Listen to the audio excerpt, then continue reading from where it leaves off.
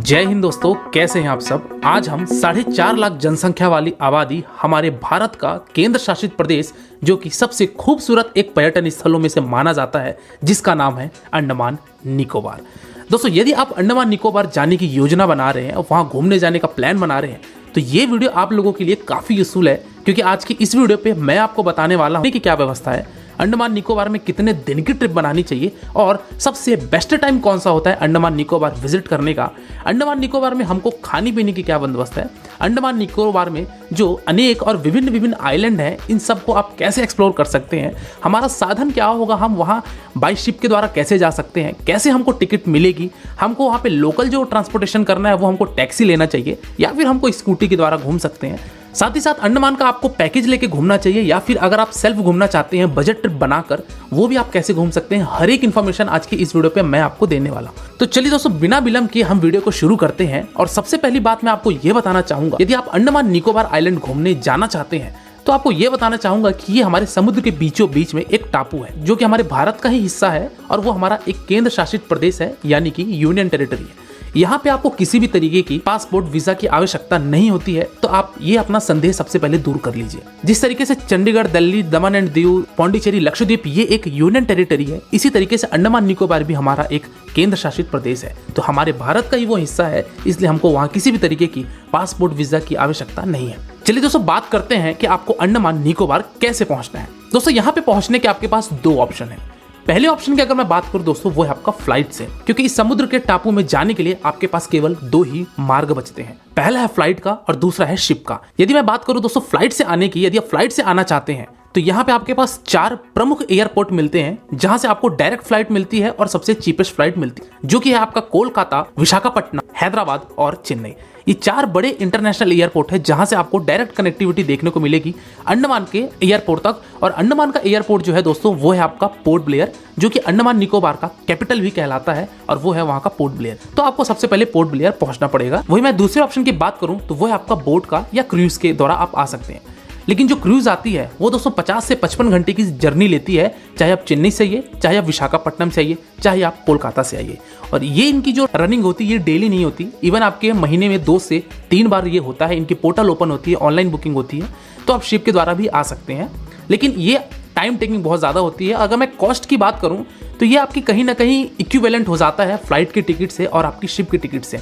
तो इसीलिए जो मैक्सिमम टूरिस्ट हैं वो फ्लाइट प्रीफर करते हैं, क्योंकि 2 घंटे की जर्नी के लिए आप 2 से ढाई दिन अपना बोट में नहीं गवाएंगे। तो दोस्तों, इस तरीके से आप अपना आने का ऑप्शन चुन सकते हैं कि आपको कौन सा ऑप्शन चुनना है। चलिए दोस्तों, हम अंडमान अब पहुंच चुके हैं और हमारे मन में सबसे बड़ा प्रश्न आता है, हमको कहाँ रुकना चाहिए, खाने पीने की हमको क्या बंदोबस्त मिलेगी, क्या फेयर होगी, इसकी बात अब करते हैं। सबसे पहली बात तो आपको दोस्तों ये बताना चाहूंगा कि बेसिकली अंडमान निकोबार की ट्रिप जो होती है वो 5 नाइट 6 डेज ये एक स्टैंडर्ड पैकेज होता है। लेकिन यदि आप 7 to 8 डेज एक्सप्लोर करना चाहते हैं, यदि आपके पास समय ज्यादा है, तो आप वो ऐड करके आप बाराटांग भी जा सकते हैं, जो कि आपका नॉर्थ अंडमान कहलाता है। बेसिकली जो पोर्ट ब्लेयर वाला जो हिस्सा है दोस्तों, ये आपका साउथ अंडमान है, बाराटांग आपका मिडिल अंडमान कहलाता है और नॉर्थ अंडमान जो है वो आपका कहलाता है डिगलीपुर। ये टोटल जो अंडमान हमारा द्वीप है का जिसका डिस्टेंस है लगभग 330 किलोमीटर की ये लॉन्ग डिस्टेंस पड़ जाती है। तो इस तरीके से हमारा अंडमान 3 हिस्सों में विभाजित है, नॉर्थ अंडमान, मिडिल अंडमान और साउथ अंडमान। तो दोस्तों, आप यहाँ पे आएंगे, यह एयरपोर्ट से बाहर आइए। अब बात करते हैं कि हमको यहाँ पे स्टे कहाँ लेना है। तो पोर्ट ब्लेयर के आसपास दोस्तों यहाँ पे 2 ऑप्शन आपके पास फेमस है। एक तो है आपका जंगली घाट लोकेशन और दूसरा है आपका यहाँ पे गोलघर लोकेशन। मैं जहाँ रुका हुआ था दोस्तों वो था गोलघर का लोकेशन। यहाँ पे आपको ढेर सारे एक नॉर्मल रेंज में आपको होटल देखने को मिल जाएंगे। बात की जाए तो 1000 से 1500 के बीच में आपको एक डिलक्स और या सुपर डिलक्स रूम मिल जाएंगे। यदि आप कपल हैं तो ये रूम आपके लिए बहुत ज़्यादा कंफर्टेबल है।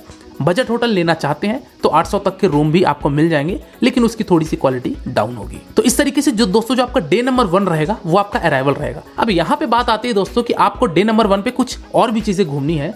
यदि आपकी फ्लाइट सुबह 8 बजे या 9 बजे अराइवल कर रही है पोर्ट ब्लेयर में अंडमान के, तो आप उस दिन जा सकते हैं अपना 2 आइलैंड, जो कि है एक रॉस आइलैंड और दूसरा है आपका नॉर्थ बे आइलैंड। यदि आपकी फ्लाइट अर्ली मॉर्निंग अराइवल कर रही है तो यदि आपकी फ्लाइट 12 बजे 1 बजे आती है तो उस दिन आप करेंगे वहां का लोकल साइट सीइंग।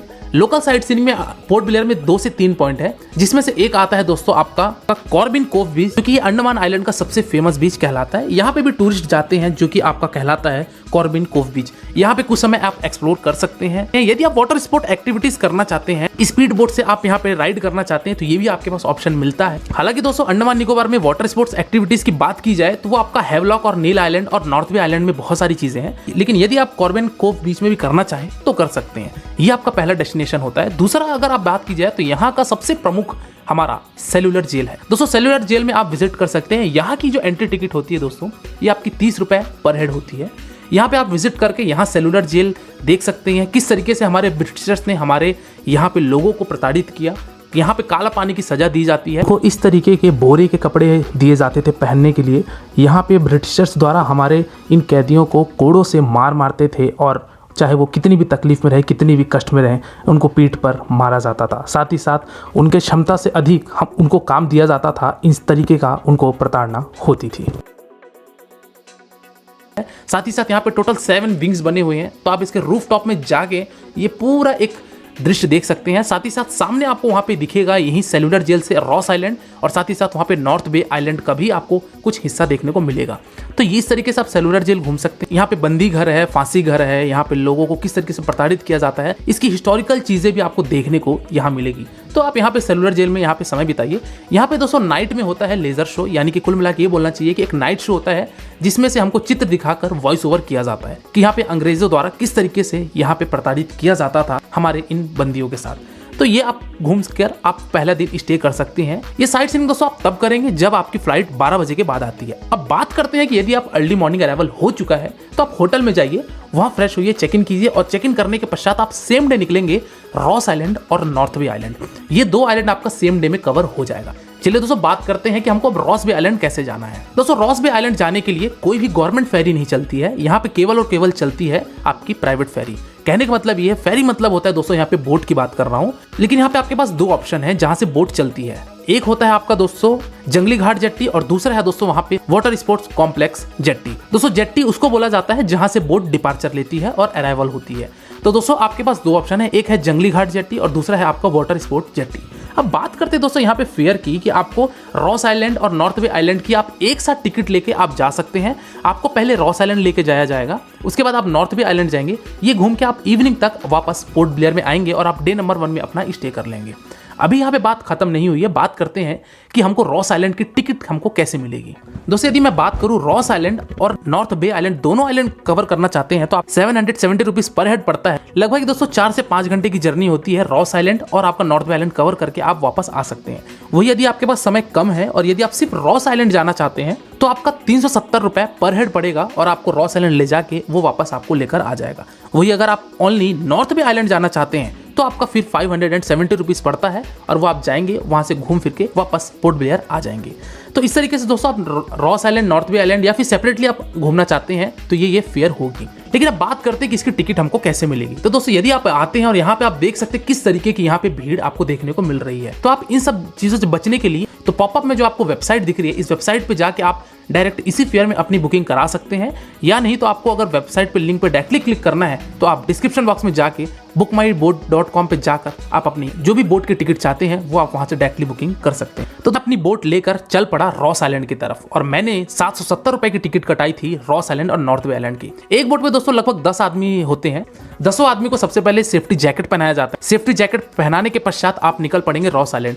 15 मिनट लगते हैं दोस्तों आपको रॉस आइलैंड जाने में। सबसे पहले यहाँ पे दोस्तों आपको दिखेगा NSCB आइलैंड, यानी कि नेताजी सुभाष चंद्र बोस आइलैंड यहाँ पे आपको नाम देखने को मिलेगा।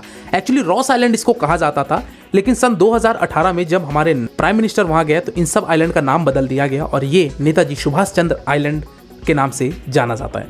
रॉस आइलैंड में दोस्तों 1 घंटा सफिशिएंट होता है घूमने के लिए। यहाँ पे आपको दोस्तों हिरण देखने को मिलेंगे, साथ ही साथ यहाँ पे आपको लाइट हाउस देखने को मिलेगा।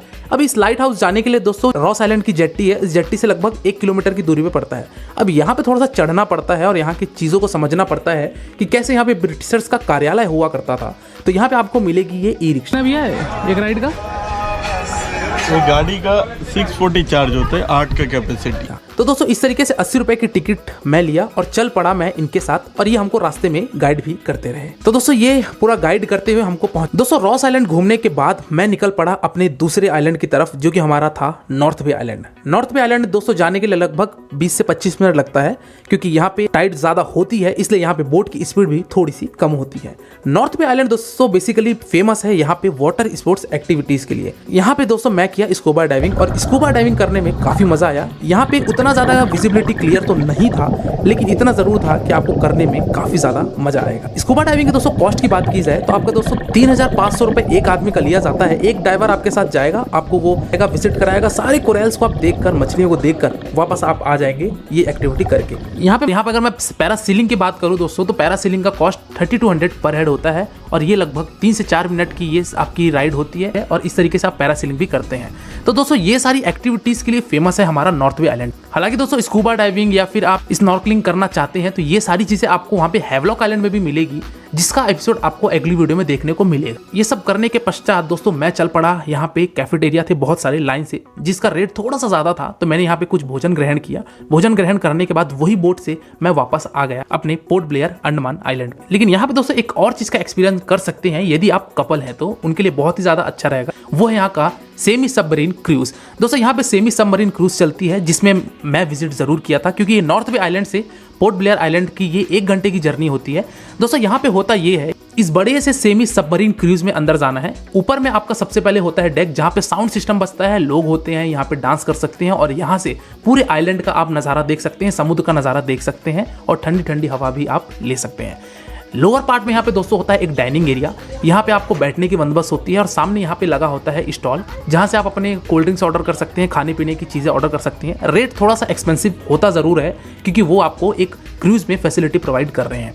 डाउन पार्ट में जाएंगे दोस्तों तो मैं चल पड़ता हूँ अब डाउन पार्ट में, और आपको दिखाता हूँ कि यहाँ पे कैसे कैसी चीज़ें आपको देखने को मिलेगी। अभी मैं ऊपर से नीचे वाले डेक में आ गया हूँ, यानी कि लोअर पार्ट में आ गया हूँ। अब मैं आपको लेके चलता हूँ यहाँ से, जो हम जाएंगे वो कहते हैं कि जो हमारा जो सबमरीन वाला हिस्सा है, यानी कि जो डेक में 3 पार्ट है, एक लोअर, एक मिडिल जहाँ भी रेस्टोरेंट था, और ऊपर में हमने आपको लेके चले जहाँ पे हमने दिखाया कि वहाँ पे ग्रीन कारपेट बिछी हुई थी वो वाला। अभी हम लोग फिलहाल हैं नीचे, और नीचे अभी आपको यहाँ से दिखेंगे व्यू, लेकिन अगर कहा जाता है कि अगर सी का क्लियरिटी है तो आपको वहाँ पे विजिबिलिटी आएगी, अदरवाइज विजिबिलिटी थोड़ी सी वीक होती है। चलिए आइए मैं आपको लेकर चलता हूँ। यहाँ से ये पहले सीढ़ी से उतरना पड़ेगा, थोड़ा केयरफुली उतर लिए क्योंकि सीढ़ी काफ़ी खड़ी है।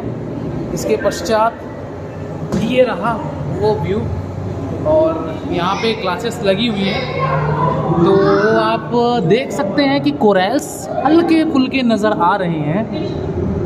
और यहाँ पे ये देखिए दोस्तों, अगर आप देख पा रहे होंगे तो, क्योंकि नेक्ड आई से तो चीज़ें क्लियर हो रही है, आई डोंट नो कि आपको क्लियर हो रहा है या नहीं।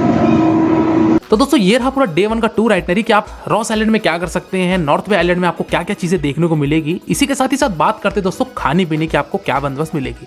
तो दोस्तों यहाँ पे खाने पीने की अगर बात की जाए पोर्ट ब्लेयर में, तो पोर्ट ब्लेयर में दोस्तों आपको ढेर सारे ऑप्शन मिल जाते हैं, ढेर सारे रेस्टोरेंट्स देखने को मिल जाते हैं, जहाँ पे आपको वेज ऑप्शन भी मिलेगा, नॉन वेज ऑप्शन भी मिलेगा। तो जो भी आप ग्रहण करना चाहते हैं तो इस तरीके से आपको यहाँ पे रिजनेबल रेट पे, यानी कि अगर आप एक थाली लेते हैं तो 250 से 300 रेट में आपको यहाँ पे इस आइलैंड पे खाने पीने की बंदोबस्त आराम से हो जाती है। वही अगर मैं ब्रेकफास्ट की बात करूँ तो ब्रेकफास्ट में भी आपको कम से कम 120 से 150 रुपये थोड़ा सा जेब ढीला करना पड़ेगा, तभी आपको एक भरपेट स्वादिष्ट आपको नाश्ता प्राप्त होगा।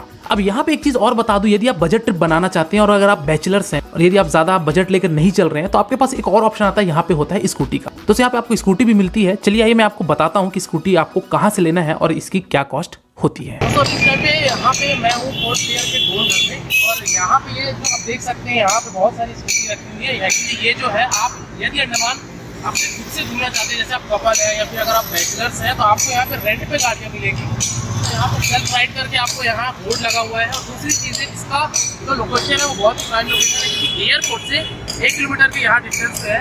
साथ ही साथ एक एडवांटेज आपको एक और चीज़ें मिलती है कि अगर आप ये स्कूटी लेते हैं तो आप इन्हीं के थ्रू आप हैवलॉक और नील आइलैंड में भी स्कूटी ले सकते हैं, क्योंकि इन्हीं की ब्रांच वहाँ भी है। तो वहाँ पे अगर आप हैवलॉक या नील पे जैसी जेट्टी पे उतरते हैं, यानी कि बोट से उतरने के पश्चात ही आपको वहाँ पे गाड़ी मिल जाती है। साथ ही साथ यदि आप एयरपोर्ट से अगर आप स्कूटी चाहते हैं तो भी इनका रिप्रेजेंटेटिव आपको वहाँ ला के स्कूटी देता है। तो यदि आप स्कूटी का ये प्रोग्राम करना चाहते हैं और अगर आप कार या टैक्सी हायर नहीं करना चाहते तो आपको ये बहुत ज़्यादा चीप पड़ेगा। रेंट की अगर बात की जाए तो दोस्तों 1 डे का 500 चार्ज होता है, फ्यूल आपका रहेगा। लेकिन जो पीक टाइम पे यानी क्रिसमस टाइम पे, न्यू ईयर टाइम पे या समर के कुछ सीजन जो होते हैं उनमें ये 600 पर डे का ये चार्ज होता है। तो लाइसेंस होना जरूरी है, हेलमेट ये प्रोवाइड करेंगे तो आप ये भी चीज़ कर सकते हैं। तो दोस्तों ये रहा आज की वीडियो में दोस्तों रॉस आइलैंड और नॉर्थ बे आइलैंड आपको कैसे एक्सप्लोर करना है, पोर्ट ब्लेयर में कौन कौन सी साइट सीनिंग है और यहाँ पे आप कैसे पहुंच सकते हैं, ये सारी इन्फॉर्मेशन आज की इस वीडियो पे मैंने दी। अगली वीडियो में दोस्तों मैं आपको बताने वाला हूँ कि आप हैवलॉक आइलैंड कैसे जाएंगे, हैवलॉक आइलैंड की क्या कॉस्ट होती है, यहाँ पे फेरी कैसे मिलती है, गवर्नमेंट फेरी से भी जा सकते हैं सस्ते में, और यदि आप लग्जरी ऑप्शन में जाएंगे तो आपको यहाँ पे प्राइवेट क्रूज भी देखने को मिलेगी। कैसे अब मैं पहुंचा हैवलॉक आइलैंड, यहाँ का एलिफेंट बीच, यहाँ का राधानगर बीच और यहाँ का काला पत्थर बीच कैसे देखने को मिला। साथ ही साथ मैं आपको ये भी बताऊंगा कि 1 नाइट स्टे मैंने यहाँ पे नील आइलैंड पे भी किया, तो यहाँ का भरतपुर बीच, लक्ष्मणपुर बीच कैसे एक्सप्लोर किया। तो आने वाले नेक्स्ट एपिसोड में आपको ये सारी चीजें देखने को मिलेगी। तो आज की वीडियो में दोस्तों फिलहाल इतना ही। हम नेक्स्ट एपिसोड नंबर 2 में हैवलॉक आइलैंड और नील आइलैंड के एक खूबसूरत वादियों के साथ। तब तक के लिए दोस्तों आप प्रतीक्षा करिए आप अगले एपिसोड के लिए, और जल्द ही वो एपिसोड प्रकाशित हो जाएगी। आज की वीडियो के लिए बहुत बहुत आपका धन्यवाद।